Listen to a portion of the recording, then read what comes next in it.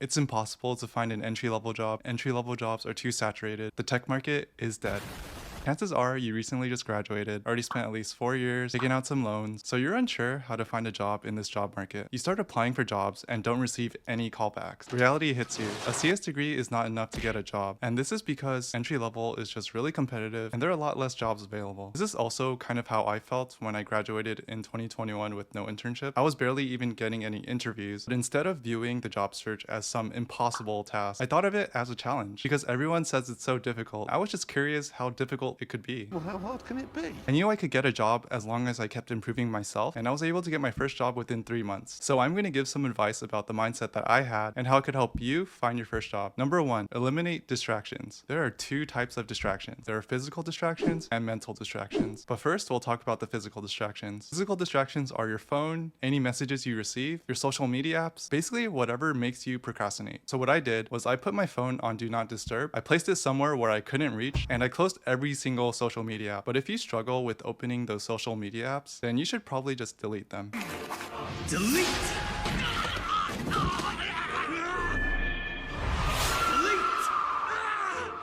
You'll probably be using YouTube for tutorials, so you can use this Chrome extension called Unhook. It stops showing you recommended YouTube videos, so you won't go down that rabbit hole of watching a bunch of YouTube videos and wondering where your time went. And that's pretty much it for the physical distractions, but let's talk about the mental distractions. The mental distractions are where you think it's impossible to find a job, you don't think you're good enough to find a job, and this is kind of reinforced by social media, where you see a bunch of people post about how impossible it is to find a job and how there are no entry-level jobs left. So the solution to this is to just stop reading social media posts. It's always been difficult to find the first job with no experience. Now is a lot worse than other years, but I think focusing on what you can't control is completely pointless. It's only going to make your mindset worse, because once you think that something is impossible, you'll lose motivation and give up when things get difficult. So thinking that you can't do it is a mental distraction that is preventing you from taking action on your own goals. So you need to block out all of the negativity so you can focus on your only goal: find a job. So I want you to switch your mindset from thinking that you can't do it to I'm not good enough to find a job right now, but I will work hard every single day to keep improving and I'll eventually find a job. Number 2, build confidence. Maybe you're afraid to apply. You see all of the requirements on a job listing and think that you don't qualify. If you qualify for some of them, just apply anyway. What's the worst that can happen? If you don't apply, you basically just rejected yourself. There's nothing that you lose in applying. Maybe you get stunned by the Workday applications, which make you make a new account and have to fill in all of your information again. But the more that you apply, the more rejections that you'll face, and you'll realize that rejection is just part of the process. And when you get an interview, maybe you think you're not good enough to pass the interview. Chances are, if it's your first interview, you're probably not going to pass, because interviewing is a skill and it takes time to become good at it. You also need to think about this from the interviewer's perspective. If you don't even believe in yourself, why would your interviewer believe in you? They're not going to pity you. To believe that you can actually pass the interview, you need to build confidence. This comes from learning the foundations of the programming language that you're using, building projects using that specific tech stack, practicing for interviews, and failing a bunch of interviews. The way I gained confidence was that I didn't have any expectations to find a job within the first few months. I was only focused on improving my skills and building projects to showcase my skills. I also did interviews with companies that I didn't care at all about, just for interview practice. And I knew as I kept doing these, I would gain more confidence over time, and I would definitely be able to get that job. Number 3, set achievable goals. Our only goal is to find a job, but we could break that down into smaller goals. Getting a job comes down to 2 steps: getting an interview and then passing the interview. Most people struggle with getting an interview, so we could break that down even more. In order to get an interview, we need to build a resume, and in order to build our resume, we need to build projects. We also need to choose a popular tech stack that jobs are asking for, and I'm just going to use front-end development with React as an example here because that's what I chose, and it's one of the most popular. I also set out a list of things I wanted to accomplish, kind of like a to-do list. The first were the foundations, so learning HTML, CSS, and JavaScript using Free Code Camp, and the foundation section on the Odin project. You could also go down the full stack React route. I also had a list of projects that I wanted to do. I wanted to build front-end websites using Front-End Mentor, build a front-end website using an API, build a full stack MERN application, and also build my portfolio website using React. So just a note for projects, you should build your projects based on your hobbies. That way it can actually show some personality and you'll have more fun when you're building your projects. For example, when I built a full stack application using the MERN stack, I built a sneaker e-commerce website because I used to collect a lot of sneakers. So for your projects and the foundations, these are things that you should be working on to build your portfolio website and eventually build your resume. So now that you have everything that you want to do, set goals of what you want to accomplish at the end of the month. For example, in the first month, you could build out your initial resume and start learning the foundations using Free Code Camp or the Odin project. And you can also start building that front end website using an API. And in the second month, build your portfolio website using React, build the full stack burn application, and reiterate your resume and add projects. And things that you should do every couple of days is do a couple of LeetCode problems and sending some applications so you can know if your resume is working or not. The goal is to just keep reiterating our resume until we start getting some callbacks. So to recap, whenever you have a difficult problem, it's good to break it down into smaller chunks. So the reason that we break up this goal into smaller chunks is to make sure that you can see gradual improvement over time and feel like you're making progress towards the main goal. Number 4, go all in. So how badly do you want a job? There needs to be some sense of urgency.